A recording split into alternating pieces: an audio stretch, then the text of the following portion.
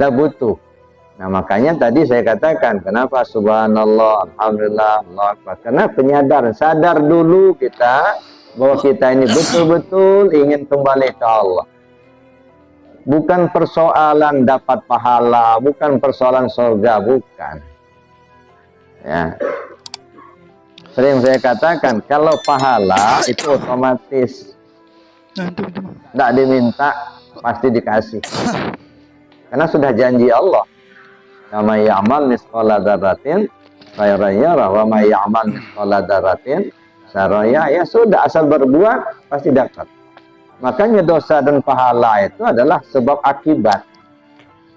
Karena kita gunakan anggota tubuh kita ini untuk berbuat baik, maka kita dapat pahala. Anggota tubuh ya zahir kan 8. Mata, telinga, hidung, mulut, tangan, kaki, perut, dan kemaluan. Kita gunakan untuk yang baik, dapat pahala. Melihat yang baik, dapat pahala. Ngomong yang baik, dapat pahala. Gitu ya. Tangan berbuat yang baik, dapat pahala. Jadi urusan pahala itu adalah urusan balasan dari perbuatan. Nah, sebaliknya kalau kita berbuat jahat, berbuat maksiat, dapat dosa. Jadi pahala itu balasan dari perbuatan yang baik kita lakukan. Ya. Dosa itu balasan dari perbuatan jahat yang kita lakukan. Ya, makanya saya bilang tadi, nggak usah ngumpul-ngumpulin pahala. Tapi kumpulkan saja perbuatan baik sebanyak-banyaknya. Itu aja. Lakukan perbuatan baik sebanyak-banyaknya. Walaupun Bapak nggak mau pahala, pasti dikasih sama Allah. Karena udah dijanjikan oleh Allah. Maka saya bilang kalau orang beramal mengharapkan pahala, sama aja mancing ikan dalam ember. Enggak, yang berani itu para mitra. Ngapa dipancing lagi? Ya, tapi sama aja ya. di situ nak Nah, udah bisa digoreng. Kalau mau mancing, pancinglah ikan yang masih liar, yang masih di kolam, yang di kali, yang di laut, itu masih liar. Nah, dalam ibadah apa yang liar? Ridho Allah masih liar. Nah, itu perlu diminta doa. Mudah-mudahan amal ibadah kita mendapatkan ridho dari Allah.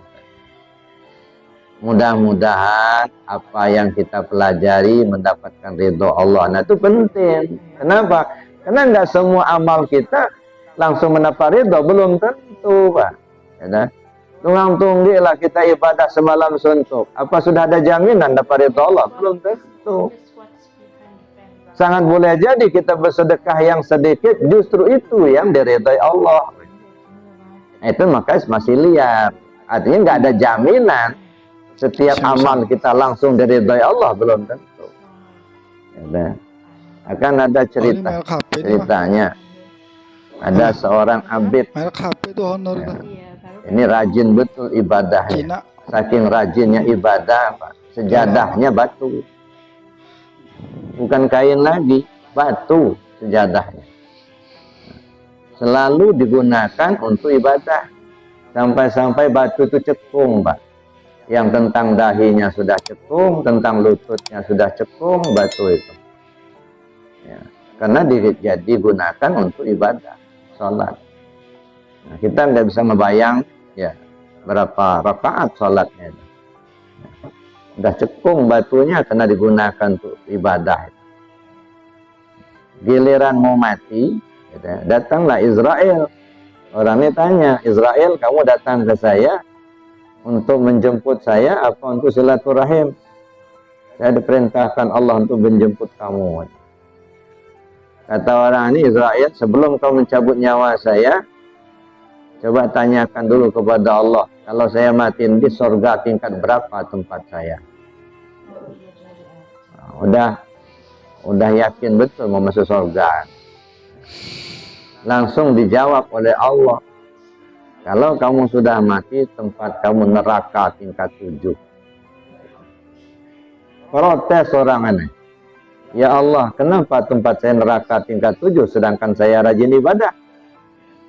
Kata Allah, kamu ibadah bukan karena aku, karena surga aku. Surga itu makhluk aku, kamu nggak kenal aku nggak?